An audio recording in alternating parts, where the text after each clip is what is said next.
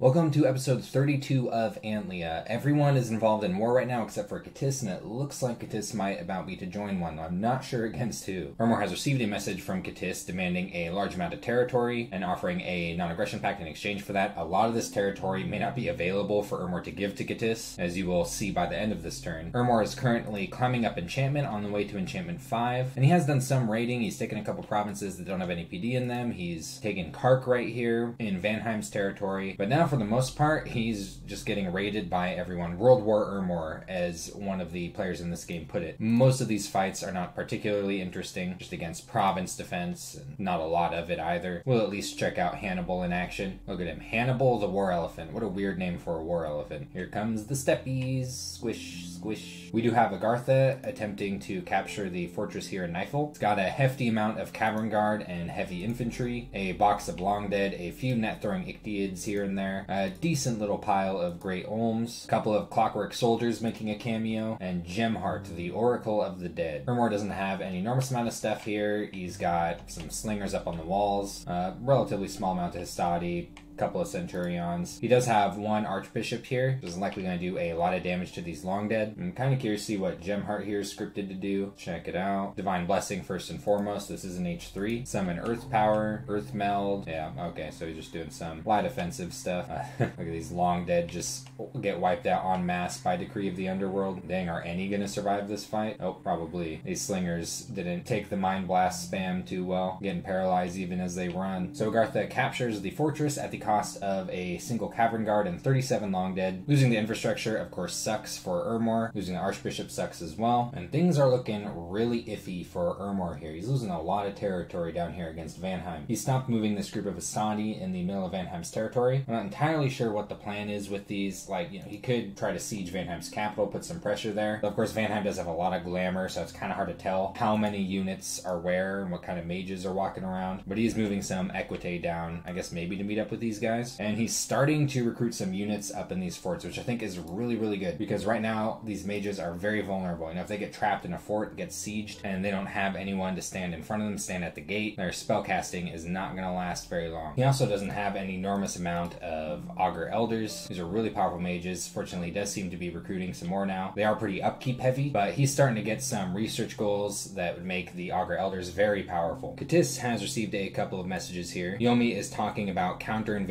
Ermor, now that he's feeling a little more stable after that victory. And this is kind of interesting news for Katis, and that is Oceania talking to him about his war against Agartha, saying that he's going to continue attacking Agartha for the foreseeable future. Now, why I think that is interesting is Katis is pretty rapidly becoming limited in opportunities for war. Pretty soon here, it looks like he's going to have to choose either between Femoria or Agartha if he wants to expand at all. This use of the mirror is a little bit better than before, but I think it would still look better if there's also some cavalry mixed in here. It just looks so strange, that many Ictitars chilling there. But Katis is making a move into at least one of the provinces that he wanted from Ermor, and is moving some other armies towards some others. This down here is just a site searching and a preaching movement, and a truly exceptional harvest in Newland. Decent little pile of gold right there. I think he's getting about 200 gold from this province this time around, but I do wonder, with his expansion opportunities rapidly diminishing in the west side of his territory, and you'll see what I mean this next turn, and with the knowledge that Oceania is waging war against Agartha, if maybe Katis is going to end up in a war against Agartha again. His other opportunity being Femoria, and he does know that Femoria is at least about this big, so it could be a bit of an intimidating option. He would need more intelligence, I think, before entering a war against Femoria, though more intelligence on Agartha wouldn't be too bad either. Not a lot of scouting over here, or in general. He'd at least see this battle so he knows some of what Agartha's up to, and his research machine is actually going pretty good relative to some of the other players, so I think he's in a very good position to enter a war. Though I do wish he had more death mages. He is working on it. Got a Sauromancer coming in here, another Sauromancer, Enchantress. Yeah, I think these things should be recruited for a while because of these randoms. And Whippy. Oh, nice. He's got Crystal Sorceresses coming in here at Dunster too, so glad he noticed that those are chilling out there. Very powerful independent mage. Breaks any nation both into astral and air battle magic. Agartha has also received a message from Yomi. He is once again talking about counter-invading Ermor, and is asking for general information on on what Agartha's been doing with Urmor. Agartha did just reach enchantment 5. Pretty important landmark for a lot of nations. Agartha is no exception. Horde of Skeletons comes online. Though Agartha isn't an enormous death nation, Agartha does have decent death access and can cast this spell. Living Mercury is a national summon. It's basically an elemental, except it has a fairly destructive poison cloud around it. Kind of a dangerous unit to use, actually, if you're not careful. Similar to Hydras, can be fairly destructive to your own units, but something to do with water gems. Friendly Currents could become relevant depending on where the war goes with Oceania, and Pale Riders is a nice alternative to the regular Long Dead. So Oceania is doing a couple of raids against Agartha, mostly against Province Defense. We'll go ahead and check out this one just for shits. There does happen to be a Woodhenge Druid here. These are the units that Oceania is fielding right now. Some Ichthyosaur Warriors in the center, Afri on one flank, and Ichthytars on the other. Looks like these are both on attack rear commands. Bye-bye,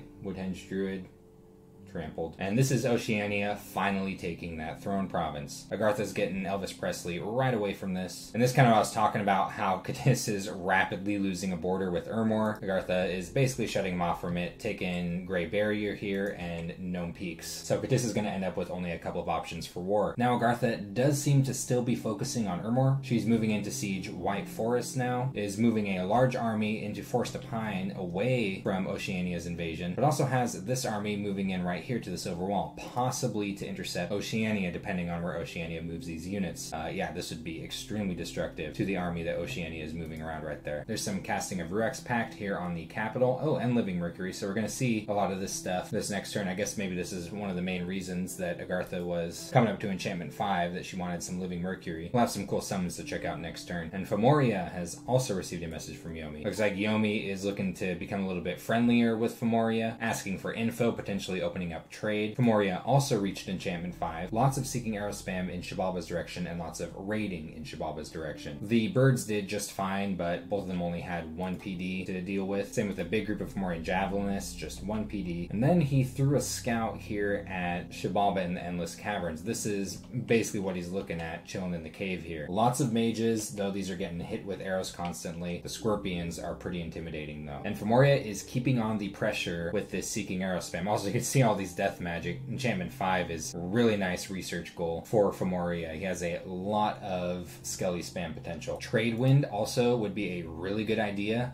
to cast on his capital. His capital is coastal, and he's shown he's not afraid to dump air gems. And here's his main military movement, which he's going to attempt to siege Swinland here, and has this army moving up behind. With all these giants, I think this fortress is going to get popped pretty quickly. Pretty soon, he's going to have a second fairly fat army, and has some Fomorian kings coming in, which I love to see. Something of note is that between the Numidian sorceresses and the Fomorian kings actually have less upkeep than the Numidian sorceresses, due to the fact that they're sacred, even though they cost about twice as much. They are twice as slow to recruit. It's a little bit difficult to find the right balance between these units, as both are capital only, and both are Fomoria's main access to death magic, and honestly air as well, though when it comes to battle mages, these Fomorian druids are excellent air mages. Furbolg druids, not so much. Vanheim received one of the longer messages from Yomi. He's talking about counterattacking Urmor as usual, and is asking for military information, though do keep in mind that with Vanheim in war at Urmor, doesn't necessarily mean that Urmor wants Yomi to have an increased involvement in that war, because that means less territory for him, presuming he's successful. Found a magic site, just a deep crevasse, and looks like he forgot to move his dwarf. I remember when I was talking about glamored units being kind of hard to see. You can kind of see he's got a lot going on in this area that Urmor does not likely know about, and he's moving it all onto these Hastati here. Urmor's not moving these Hastati, so we are going to see a fight next turn. On top of that, Vanheim is moving on to Urmor's capital. Pretty big deal, as this is where Urmor's most important recruitment is happening. This is where he's getting his H3 priests. This is where he's getting his Equite. It's also a very important income province. This could end up being a significant blow to Urmor. Even just having these troops sitting on his capital can be a huge deal. I think breaking these Hastati away from these mages up in these two forted provinces was a really big mistake. If he had all these Hastati to support the mages over here, I think he have a decent chance of pushing the stuff off of his capital. It can be a little more difficult without them. And Yomi has received a couple of messages. Cadiz is throwing him a Vine Shield. Really gross. Give Vine Shields to to Yomi of all people. As you know, that thing is going straight onto a Dione. Shibalba is talking about getting another Onaki. Onaki are really nice. Inquiring about the war, Yomi is crawling up the enchantment tree. Pulled in 1,000 gold from transmuting fire gems. And this is crazy. These magic sites right here. So there are already some really good magic sites on this province. Windspire, some air gems. Supply isn't actually always good, but a nature gem site here. But here is the crazy part. So first, 10,000 things. Absolutely bonkers magic site. One of each elemental gem and a nature gem per turn. And if you think that's good, the other magic site he found this turn is better. 3 death gems a turn and a conjuration bonus of 20%. That means any conjuration spell that he casts in this province will require 20% less gems. Massive deal. Especially for a nation like Yomi that can use a conjuration bonus pretty easily. He's got a pretty hefty amount of national summons. Not all of these are useful, but a lot of them are. Depending on how a Bless is oriented, Shikome could be a very important summon. Death gems would help along with that. Contacting Daitengu would be significantly less expensive in this province. And you get quite a bit out of this spell, including a powerful air mage on a pair of wings. So it should end up being a very important province for Yomi in the long run. He's got his Pretender raiding over in Forest of Falling Leaves and a Dione moving around with a Vine Shield and some other nice stuff. Messenger Boots give it a pretty hefty amount of movement, as you can see. And you could even go all the way over here if it wanted to. A poke in Femoria might not be a good idea right now. And he's actually building a couple of temples with his newfound gold. It's been kind of hard to tell with all the chaos, but it looks like he is trying to focus a little more on getting Oni free spawn going. There's several ways you can play Yomi, and that's one of them. Now, I'm not sure how much just spreading out a bunch of temples compares to building Oni pits, which is where you go to like a Highlands or Hills province, slap a temple there, and then just crank up the unrest like by a couple hundred, chill out your Dione in the province to make it worse. I need to sit down and do some experimentation with Yomi sometime, as most of my experience with Yomi involves pretty much taking pure negative scales and using obscenely blessed Dione to go for a throne rush, which works okay in blitzes with smaller amounts of players, not so sure in games like this. Shibalba 2 has received a message from Yomi. It's kind of given a different tune with Shibalba, funnily enough. You'll notice that to some people, Yomi's trying to appear stronger, and for some reason, to Shibalba, he's trying to appear weaker, as though he's kind of like struggling to take back some of his lands. And I think after looking at Yomi's message to Femoria, I think that's kind of the reason. Yomi doesn't really want to re-enter a war with Femoria, it looks like. Yomi might be throwing Shibalba to the goats. A little hard to tell, but that's the impression I'm at least getting from that message. Shibalba is climbing up enchantment, seems to be all the rage right now. Look at this.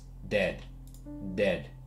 Dead. 4 commanders down from Seeking Arrow. And those Seeking Arrows are not stopping anytime soon. Honestly, it might not be a bad idea to recruit some caveman champions just to act as arrow catchers, especially while he's not recruiting anything else. He does have an Onaki coming in on his capital. He's evacuating his Pretender from Swinland. Got a lot of undead and demonic units here. At the moment, does not have anything with undead leadership, though he has plenty of stealthy commanders with undead leadership. Could end up being a problem in the future. We do know Femoria is going to siege this down. Probably going to be successful, given that all it's defending are some little scorpions and 6 PD. Could end up doing a lot of damage to the sieging forces, though, as he does have a hefty amount of sacred scorpions. He just needs to bring something in that can bless him. 2 more months on the Palisades here in Endless Caverns. He does have the lab up, so he's at least researching here, because they forgot to do anything with Yalak. Give this man a Coral Blade. Hopefully he doesn't get hit with a couple of Seeking Arrows in unison. Unfortunately, his Pretender's only one that could build it. Coral Blades are a magic item that gives plus 8 HP. If you have water mages and water income, there's a decent way to mitigate the damage done from Seeking Arrow, especially for a nation like Shibalba, but he needs water mages. He has water gems, just needs mages, and doesn't really have the conjuration to get any. And Oceania's message from Yomi, same as usual, he's counterattacking Urmor and is looking for information. 2 magic sites with a casting of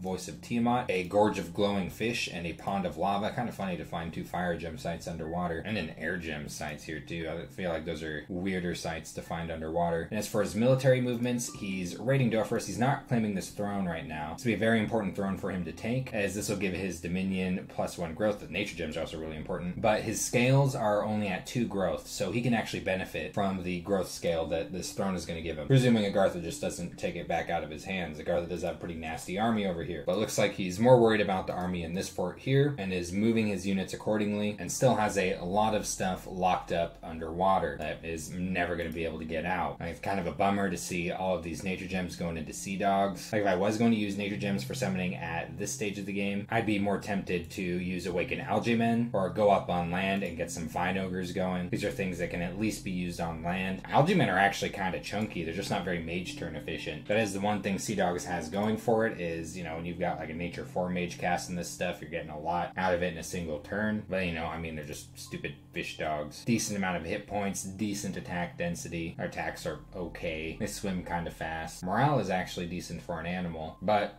aquatic. And then like getting land units underwater. Can't get underwater units onto land. Only commanders with things like Shambler Skin Armor, which sometimes looks very silly. So that's been turn 33 of Antlia. We've got a decent fight between Ermor and Vanheim coming up next turn, as well as some suspense going on with Katis. We'll see what happens in the next episode.